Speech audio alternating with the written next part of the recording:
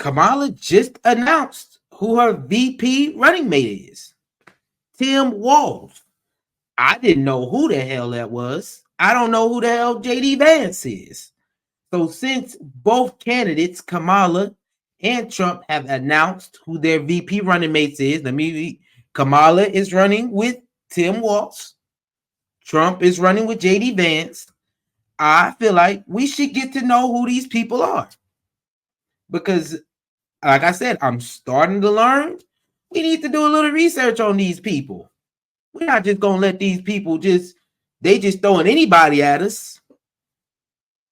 We want to know who these people are. And hey, y'all might not want to, but I do. So I asked the question. Tim Walz, JD Vance, who are they? And that's what we're about to get into right now. We're going to start with Tim Walz. We're going to start with Tim Walz, and then we're going to go from there.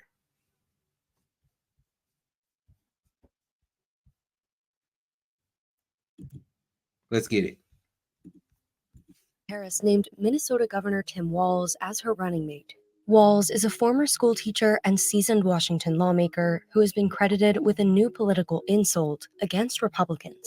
Yes, they're weird. They prove that every day. It's an observation. Walz is viewed as more of a moderate figure, but someone who has picked up a number of progressive causes as governor. He's not somebody who has an extensive fundraising base or is someone who's very well known among the public. Walz's ascension comes as Harris has consolidated support among Democrats after President Biden exited the race. Here's a look at what Walz brings as running mate in an election showdown with Donald Trump and JD Vance. Tim Walz is a proven winner among rural voters, and he's been very successful in Minnesota, which is a state that Republicans are trying to put onto the battleground map. Thank you, Minnesota. Walz really gives this everyman persona. He's somebody who's very comfortable with farmers. He's also someone who can appeal to voters in the suburbs and the cities. Hey, Minnesota, Governor Walz here at the Great Minnesota Get-Together. The 60-year-old governor didn't begin his career in politics. He's someone who worked as a school teacher for more than 2 decades. He also spent time in the military. So he really brings to the table a background of someone who had an entirely different life before he entered politics. Walz was first elected to Congress in 2006, managing to unseat a 6-term Republican in one of the state's more conservative districts. He was supportive of a number of issues related to agriculture.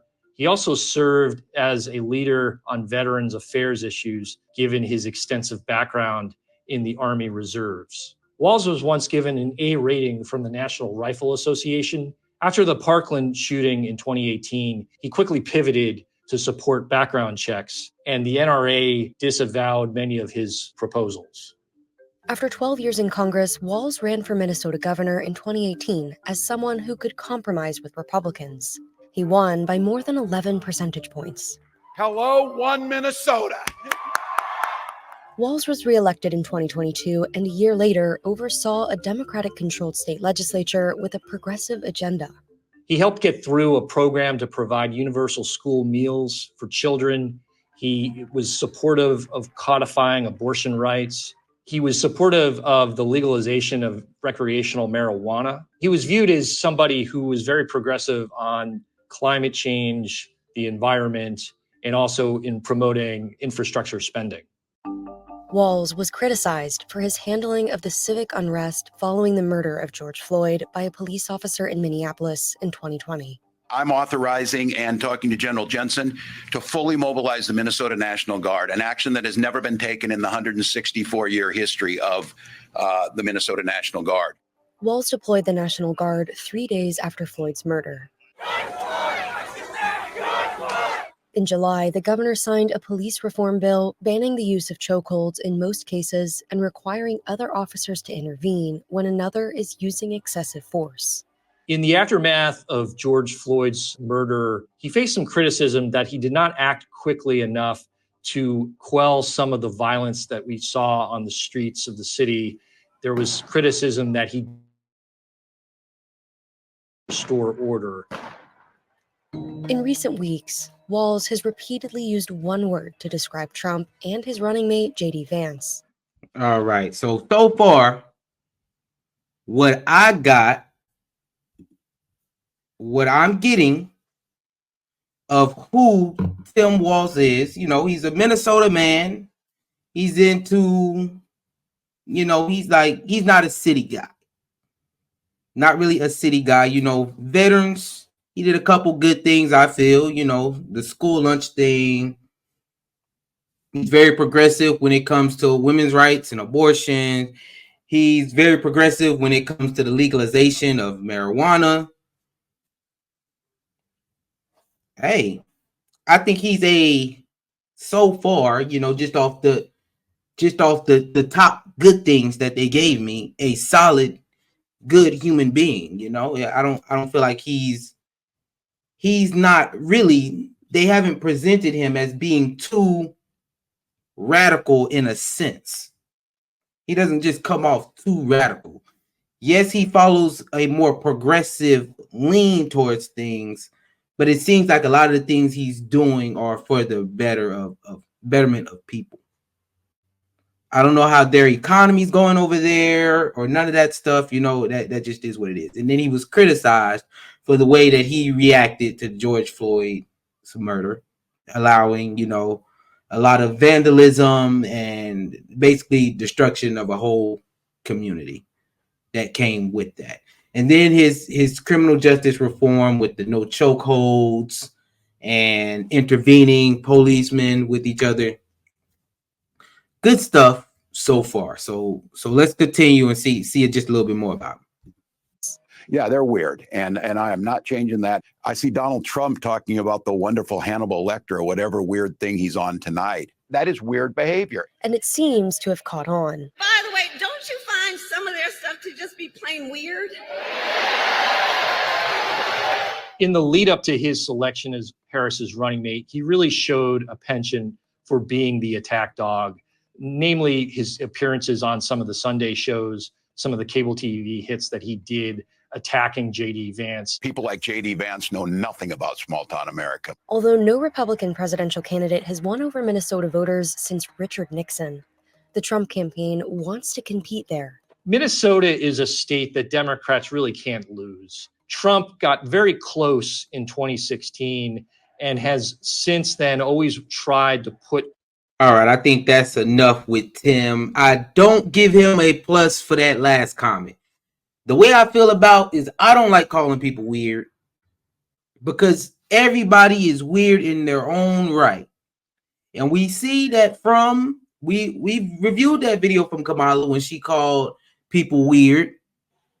I think she weird for the laugh she be having. So I don't think weird is something that we need to call anybody because everybody has their quirks. Everybody has different things or the way they feel. So I don't ride with that point. Other than that, I think, Kamala it's a good play for her to have Tim Walz as her running mate because I kind of felt like he kind of balanced her out a little bit, but the way he yapping, I don't know. They're going to run with some of the same policies. I know that for sure. Like they don't, and I haven't heard him say anything bad about her. At least now. And you see, she gave us a clue that she was going to have him as her running mate when she said that they were weird because he championed that, as we've seen right here. He championed the weird stuff. He championed that. So, I mean, that's who Tim Walz is. I guess we'll figure out a little bit more about him as this things go on. And y'all see he was going at J.D. Vance. So, saying he's not a rural person, but as we'll see with this video, I think J.D. Vance does know a little bit about small town stuff. I mean, that just is what it is.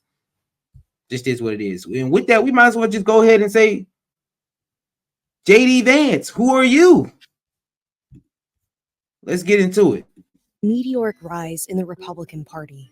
From a best-selling author and never Trumper in 2016. I'm a never Trump guy. I never liked him. to winning a U.S. Senate seat at age 38. And now, he's former President Donald Trump's running mate. Elect Donald Trump in 2024. God bless you, sir. Vance is very much a creature of the new Republican Party that Trump has shaped in his image. By picking Vance, Trump is showing he's doubling down on this MAGA agenda. It's a full-throated, populist, national conservative ticket. Here's why the Trump-Vance ticket is a big deal for the future of the MAGA movement and the GOP. J.D. Vance first catapulted to fame in 2016 after he published his memoir, Hillbilly Elegy. The book detailed his experience growing up poor in Rust Belt, Ohio, and making it to Yale Law School. It was a smash hit and became a Ron Howard-directed movie in 2020. I know I could have done better, but you got to decide. You want to be somebody or not? We're trying to paint this white nationalist movement as a movement primarily of poor and working class Americans, when the truth is that the alt-right is actually led by better educated and frankly pretty well-to-do people. In his initial foray into the public spotlight, Vance was very much anti-Trump. His book made clear that he was a conservative. Many people latched onto it as an explanation for Trump's sort of surprise success in the Republican Party and then in the election. When Vance launched his campaign for the Senate in 2021, his stance on Trump underwent a big shift. I obviously didn't fully appreciate the president's appeal in 2016. Yeah, he said some bad things about me, but that was before he knew me, and then he fell in love. He even described himself to me in one interview as a flip-flop flipper on Trump, saying that he had similar policy views but was against Trump as a person until he realized that Trump was advocating for the policies that he supported. While running for Senate, Vance was one of several pro-Trump candidates in the primary. But in one debate, Vance was the lone candidate to oppose a NATO-enforced no-fly zone over Ukraine, and that caught the eye of Trump's inner circle. What a no-fly zone, it sounds nice, like we asked the Russians not to fly planes over Ukraine. What it means in practice is American Marine Corps pilots, Air Force pilots, and Navy pilots getting in dogfights with Russian jets. Which the problem with that is it's not in our vital national interest. That impressed Donald Trump Jr., and he began advocating for Vance's candidacy, including with his father.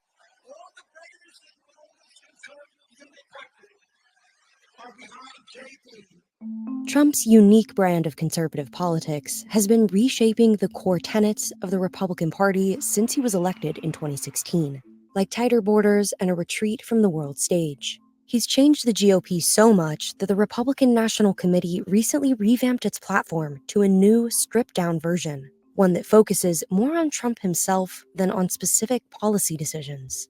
Trump has been changing all of those stances to the point where many older Republicans feel it's no longer recognizable.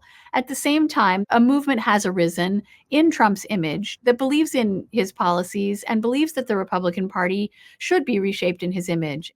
Believers in this movement, referred to as the New Right or National Conservatives, take Trump's impulses and turn them into doctrine. Vance has become one of their leading voices. The American people, again, they need people who put the interests of their own citizens first, of our own citizens first. And that's what this entire movement is all about. And I think that's what the Trump presidency will be about if we give him another shot, as I expect that we will.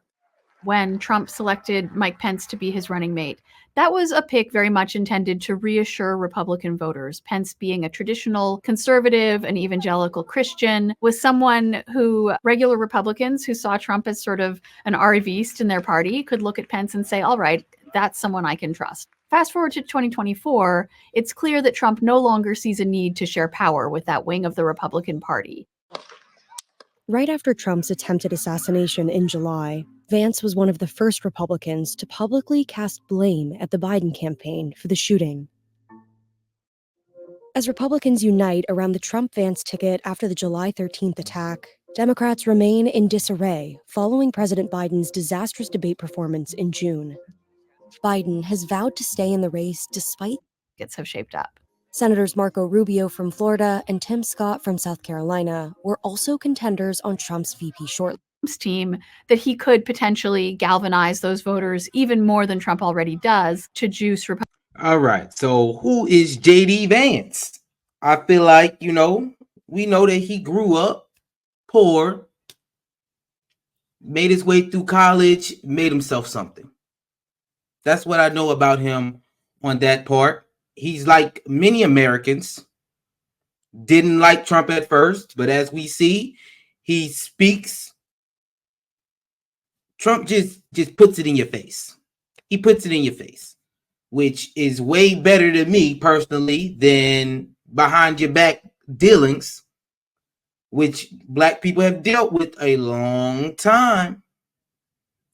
On the front, it looks good, but in the back, it's knock you across the head. I'll say it again. The 1994 crime bill, that just spits it out. But J.D. Vance was just like most Americans, didn't want Trump at the beginning. No, hex no. And now that we've seen what Trump has done, we're all like, okay, yeah, Trump is the way to go. That's how I feel with that. I don't really understand the pick too much anyway. Honestly, I don't know if it was a more diversity play, because I do know that J.D. Vance, his family is diverse and he's married to an Indian woman. So I know that part. But other than that, I don't know too much of where Trump gains with J.D. Vance being his vice president. Other than,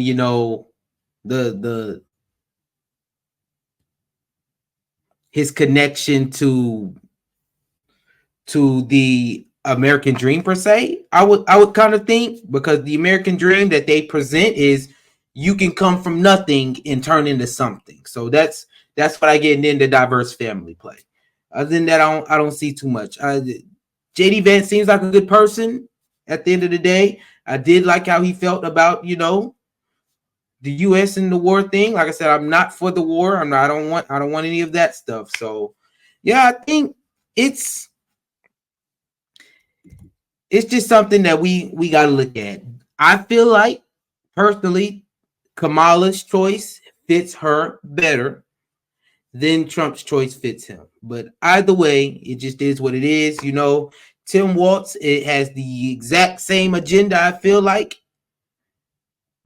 as Kamala. That's why it's a perfect choice for Kamala. She said it gives her a platform to stand on. Trump's weird. It's all get out.